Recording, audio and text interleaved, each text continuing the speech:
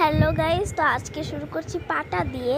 মানে হচ্ছে আম্মু একটা রেসিপি বানাবে, যেটা হচ্ছে কাঁচা আম দিয়ে। মানে কাঁচা আম দিয়ে অনেকেই হচ্ছে অনেক ধরনের রেসিপি বানায়, কিন্তু হচ্ছে কয়েকদিন ধরে একটা আচার খেতে মন চাচ্ছে, আমার খুবই আচার খেতে মন চাচ্ছে। আম্মুকে বললাম যে একটু আমের আচার বানিয়ে দাও। আম্মু বললো যে আমের আচার কেমন করে বানাবো, এখন তো আম অনেক ছোট ছোট। পরে আমি বললাম যে ছোট আম দিয়ে আচার বানায় দাও। পরে আম্মু কিন্তু ছোট আমগুলো কেটে নিয়েছে, আর অনেক রকম মশলা দেখেন সুন্দর করে বেটে নিয়েছে, সেটা দেখেছেন। আর এখানে কিন্তু এক ধরনের গুড় আছে, সেই গুড়টা কিন্তু হচ্ছে এই গুড়টা হচ্ছে তালের গুড়। মানে এই তালের গুড় দিয়ে রান্না করলে অনেক টেস্টি, মানে মজা হয়। আর দেখেন আমটা ছেড়ে দেওয়ার সাথে সাথে অনেক জোরে জোরে হচ্ছে ওই যে তেল ছিটে আসছে, আমার হাতটা পুরোই পুড়ে গেছে। পরে আমি দূরের থেকে জুম করে দেখাইছি। তো দেখেন আমটা কিন্তু এখন ভেজে ভেজে সুন্দর করে ভেজে ভেজে একদম পোড়া পোড়া করতে হবে, যেন এটার স্বাদটা বেড়ে যায়। তারপরে কিন্তু একটু সেদ্ধ হওয়ার জন্য, যেহেতু কাঁচা আম, ছোট ছোট আম, সেদ্ধ হওয়ার জন্য পরিমাণ মতো পানি, তারপর একটু স্বাদ মতো লবণ। আর এটা তো এমনই কালার থাকবে না, এটা একটু ঝাল টক মিষ্টি এরকমই বানাতে চাচ্ছিলাম আম্মু। তারপর গোড়া মরিচ, হলুদের গুঁড়া, তারপরে হচ্ছে সজের গুঁড়া দিয়ে সুন্দর করে কিন্তু দেখেন একদম ভেজে নিছে, কিন্তু ওই যে ভাজাতে দেখাই যাচ্ছে।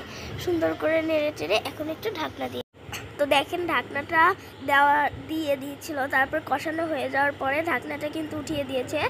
তারপরে আপনাদের স্বাদ মতো, মানে পরিমাণ মতো আম যেটুকু থাকবে, আমাদের আম একটু বেশি, তার জন্য আমাদের 1 কাপ পরিমাণের হচ্ছে গুড় নিয়েছি। এই গুড় দিয়েই কিন্তু এই আমটা করতে হয়, মানে তালের গুড়টা দিয়েই কিন্তু আমটা করতে হয়, তাহলে কিন্তু এর স্বাদটা দ্বিগুণ বেড়ে যায়। আপনারা অন্য গুড় দিয়েও করতে পারেন, কিন্তু তালের গুড় দিয়ে করলে একটু মজাটা বেশি লাগে আর কি। তারপরে দেখেন আমাকে একটু ঢাকনা দিয়ে দিয়েছিল, তারপরে যে ঢাকনাটা উঠিয়ে একটু নেড়ে চেড়ে নিচ্ছে, কারণ এখন কিন্তু ওই যে বুনবুনি উঠে গেছে, মানে হওয়ার পর্যায়ে হচ্ছে। তো এখন কতক্ষণ নেড়ে চেড়ে নিতে হবে। তারপরে দেখেন কালারটা কত সুন্দর আসছে। যখন হয়ে যাবে তখন যে গুঁড়াটা করে রাখছিল, মানে অনেক কিছু গুঁড়া, সজের মজের গুঁড়া, তো লাস্টে মানে নামানোর আগ দিয়ে সেই গুঁড়াটা কিন্তু দিয়ে সুন্দর করে নেড়ে টেড়ে নিতে হবে। আর একটু নেড়ে টেড়ে নিয়ে উঠিয়ে ফেলতে হবে।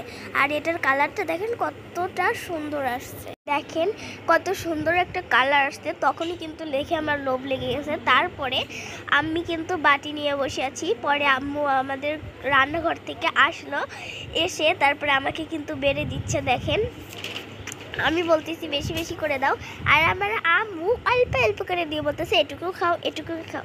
বললাম না, তুমি আমাকে বেশি দাও, আমি খেতে পারবো।